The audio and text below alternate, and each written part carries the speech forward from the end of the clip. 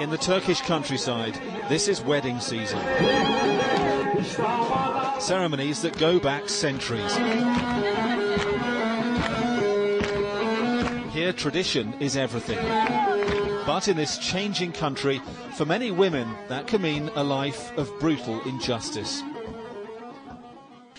This young mother's only crime was being pursued by her husband's cousin. After 3 years being harassed, she complained to his family and they acted. They condemned her to death. They told me, there is a gun in the house and we are going to kill you tonight. You have seen how we killed your sister-in-law. You will be killed in the same way. I have done nothing wrong. They did this to protect the man. She would have been sacrificed to save her in-laws' honour. She's still in danger. We've had to conceal her identity. But she's found protection in this women's shelter. Few are so lucky. Turkey wants to join the European Union. It's tightened laws against honour killings. But that seems to have caused a different problem, a rise in honour suicides. To avoid being punished, families are forcing women to kill themselves. Esra, not her real name, married at the age of 15. Her husband was unfaithful and beat her. When she asked for a divorce, her own family told her to commit suicide to clean their honour. My sister said, kill yourself, kill yourself. Your husband and your family disowns you. If I were you, I wouldn't take this for one more second. I would kill myself. But I said to myself, no, I'm not taking this. This is you, the tree. Esra now lives alone without her 6 children. She paints to try and come to terms with her life.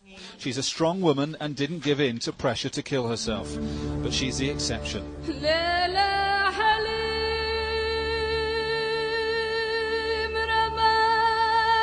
The code of honour is steeped in centuries-old rural customs. As people move to the cities, it's colliding with modern values.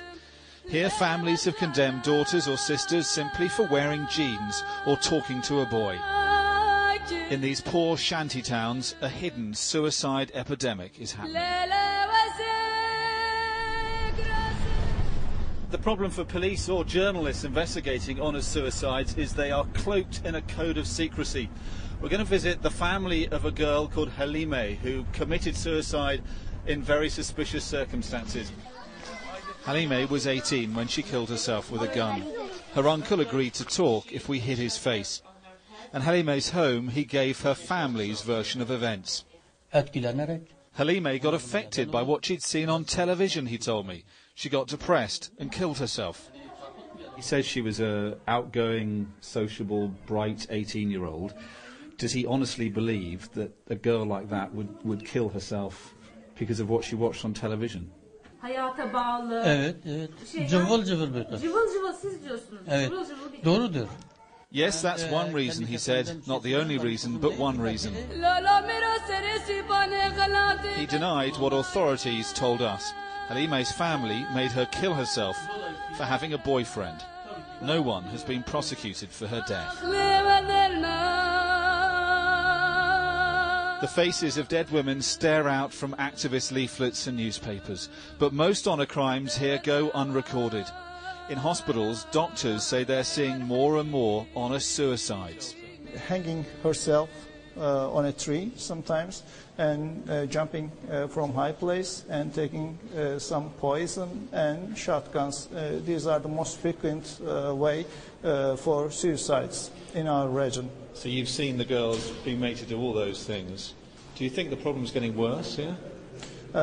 Yes.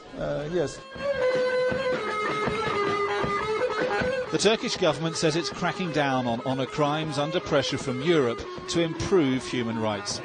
But for many poor, vulnerable women, the opposite is happening. Dominic Waghorn, Sky News, South East Turkey.